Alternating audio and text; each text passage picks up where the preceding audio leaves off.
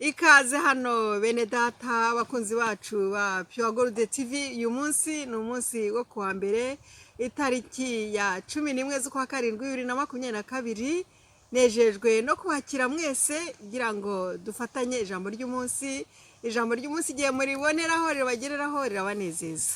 Ijambo ry'umunsi nshaka ko tuvuganaho ni ijambo ryerekeranye n'ukuntu Imana yakunze isi yose. Ni ijambo twese tuzi, ariko ijambo ry'Imana rihora ari rishya niyo twese dusanzwe turizi. Rya mbere rishya rero uyu munsi wa none mu buryo budasanzwe, niyo mpamvu ngira ngo turifatanye. Ariko kuri gahunda yacu hano kuri Pure Gold TV, nk'uko mubizi iyi TV ni y'abakristo, turabanza tugasenga. Nagira ngo mwese aho muri tubanze dusenga Imana, tuyishimire, niturangiza dufatanye ijambo ry'umunsi. Kandi nyuma yaho hari umushyitsi turi bwakire w'umujene, ntucikwe uze kuza kumwumva. Hari ibibazo ndi bumubaze byerekeranye no gukizwa. Yarakijijwe, ari bubibwire, narangiza ibyo bibazo tubiganireho 2 cyangwa 3. Ahasigaye dusoze dushima Imana. Reka tubanze dusenge. Mana Data, turagushimye kuri kumwe natwe, turagushimye ko wabanye natwe, turagushimye ko dutegura ijambo ryiza. Turagusabye ngo umwuka wawe waduhaye abe ari we uri dusobanurira, kandi twese dufashwe. Byose mbisabye mu izina rya Yesu Kristo umwami wacu, amena. Bene data, reka tugaruke twongere dusubire kuri ijambo nabateguriye, ijambo ryiza cyane rigiye kongera kukwereka urukundo rw'Imana. Ni ijambo dusanga muri Yohana, ubutumwa bwiza bwanditswe na Yohana igice cya 3 umurongo wa 16. Havuga ngo kuko Imana yakunze umuntu wese uri hano mu isi, byatumye itanga umwana umwe gusa rukumbi yari ifite, ari we bita ikinege.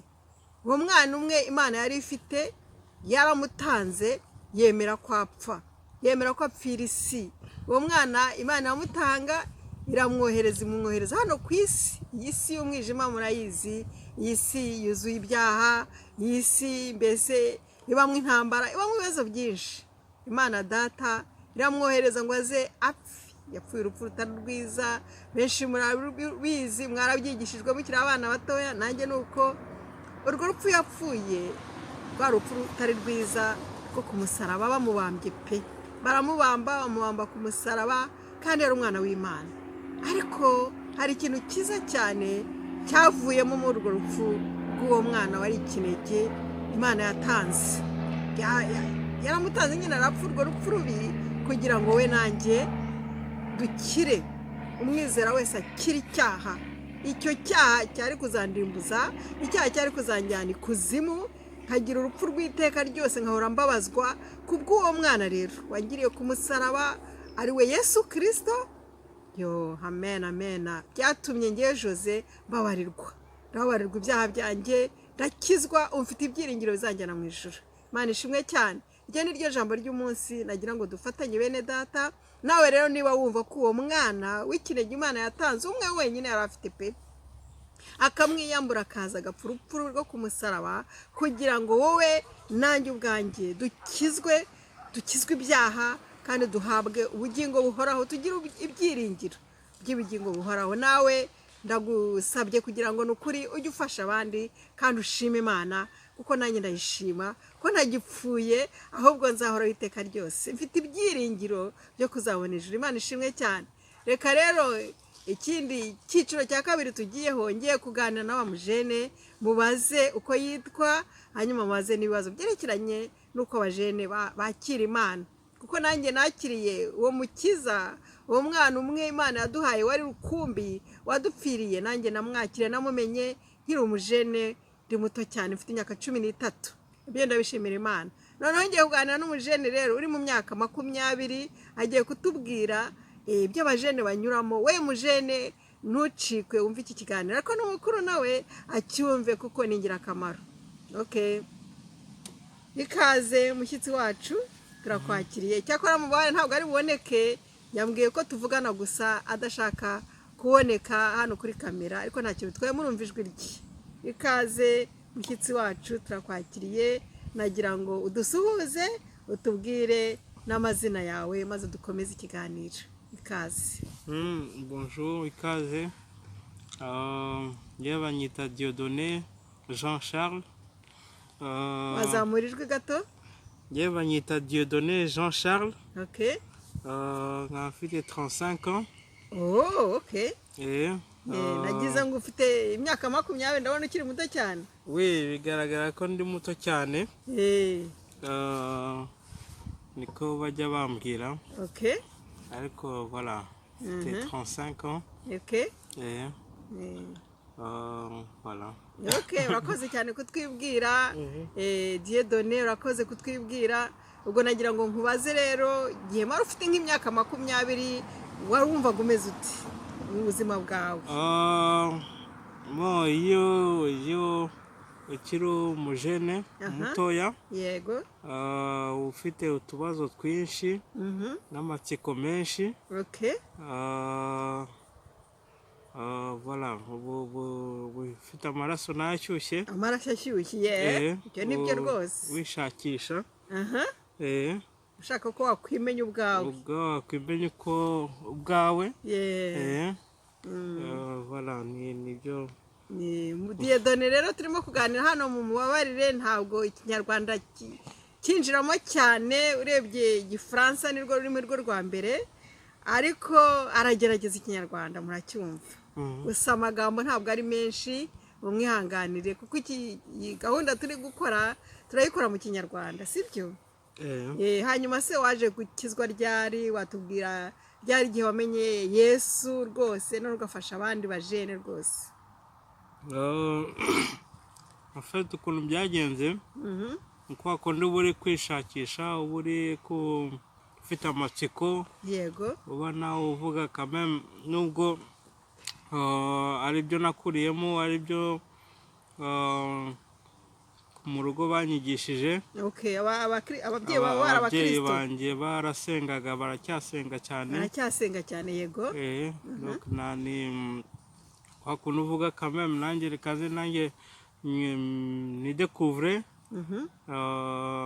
voilà, nagiye namenye uwo ndiwe, ngenda mu nzira zimwe zitandukanye. Yego. donc usanga kameme yuko hari icyo Imana nanjye nshakaho. Yego. ni gutyo nakijwe. Nuko wakijijwe kubera ababyeyi bawe, mbese urebye ahanini? none ku bwanjye, ni ku bushake bwanjye, ni uko uba ufite ababyeyi nawe ufite kameme un exemple. Okay. no kwishakisha nawe ukagenda ureba no hanze ukuntu bigenda, n'abaturanyi ukuntu bimeze. ibyo byose ukavuga kameme, voilà, ni ubuzima bwanjye nawe ndabyitwaramo gute. gutyo rero ugeraho ukavuga mana voilà, ugahura n'Imana ikakugenzera ikakubwira, voilà, nawe voilà, ni gutyo nakuremye. Amen. Ubwo waje kwakira agakiza rero ku giti cyawe, wimenyera Yesu nk'umukiza wawe. ukavuga uti nanjye uwo mwana ndamwakiriye. wapfiriye ku musaraba, waje kumenya ko Yesu yagupfiriye ku musaraba, none uramwakira. Yego, ndamwakira mujya nk'umukunzi wanjye, nk'umufasha wanjye. voilà. Ni byiza cyane. wabonye hari itandukaniro rinini mbere y'uko wakira uwo mwana, uwo mukiza wa Yesu Kristo, umaze no kumwakira? ni irihe tandukaniro watubwira? itandukaniro je pense ni ubuzima bwa buri munsi. icyo ubona ni uko ugira umunezero. donc deja wowe ugira amahoro mu mutima wawe. Yego. Okay, wumvise amahoro mu mutima wawe? Yego, wumva vraiment uri ubohotse. Amen. voilà. Wagize amahoro mbese kuruta mbere uko wari umeze? Kuruta mbere uko nako navuga ko mbere nta mahoro nayo mfite, nuko naho afite ugira urafunguka. donc nihitamo. Yego. nihitamo, nako navuga yuko voilà, nihitamo. voilà. urakoze cyane Dieudonné, ariko akabazo k'amatsiko nshaka kukubaza, tubabare hano hari isazi n'inzuki hano hari inzuki ariko ziragiye ye nashaka kubaza Dieudonné hano akabazo k'amatsiko nshaka kubaza urumva mu minsi iri imbere uzakorera iki Imana umva ufite iyihe viziyo icyo ushaka gukora Imana mbese ni igiki rwose muri wowe wafashisha n'abandi bajene mbese nkabwira uti umuntu harakoze iki byafasha n'abajene bandi wumva abajene bandi wabakorera iki wabafasha ute wabamotiva ute mu minsi iri imbere bitewe na viziyo ufite mbese icyo ugamije gukorera Imana kandi cyazamura n'urubyiruko rundi bakabamenya Imana nkawe ni igiki icyo nabwira urubyiruko bagenzi banjye ni uko Imana c'est personnel. Donc ni ku giti cyawe ugiye ubona ukayimenya ukayegera ikagira ukayimenya ntuyirekure ugerageze n'abo n'inshuti zawe nabo bakunda Imana mugerageze muyikomezeho kuko niyo yonyine yagufasha kugera no ku byinshi waba ufite nk'inzozi n'imishinga waba ufite mu buzima cyane cyane nk'umushinga wumva ufite ikintu ushaka rwose kuba waziga cyiza cyatuma ukora umurimo w'Imana ukazamura n'abajene bakamenya Imana ni iyihe viziyo ufite ni iyihe nyota ufite ni irihe somo ushaka kwiga donc njye ndi umuntu mfite viziyo mfite inzozi nyinshi cyane nifuza kuzageraho ariko cyane cyane nasanze narahamagawe kuba umushumba nifuza mu minsi iri imbere kwiga teoloji n'ikindi navuga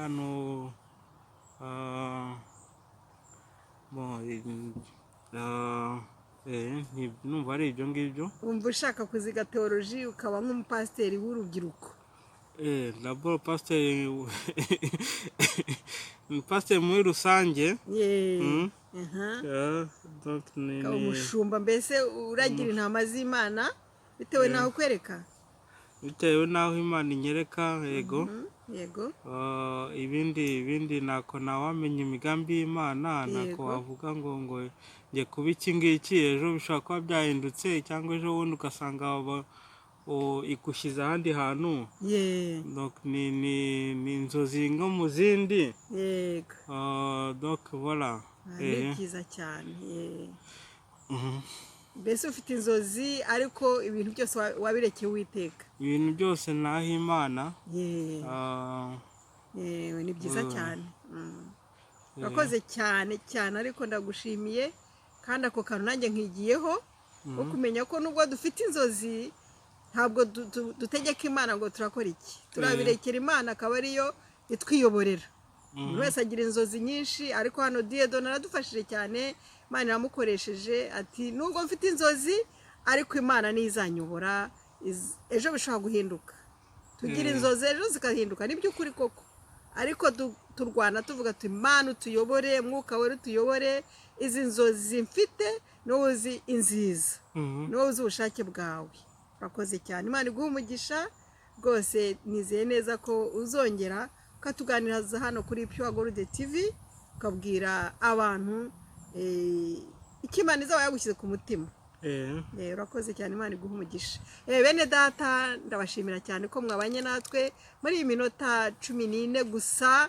ndizera ko Imana hari ikintu yabigishijeho kandi ko rwose namwe ubwanyu abazashaka kuduha ubuhamya abazashaka kutwoherereza indirimbo n'ibyifuzo karibu turi kumwe namwe turahari rwose turabahagarariye iki kiganiro rero mwakigezwagaho na Jose tuzakomeza ubutaha Imana ikomeze ibaho umugisha ndabakunda mwese bye bye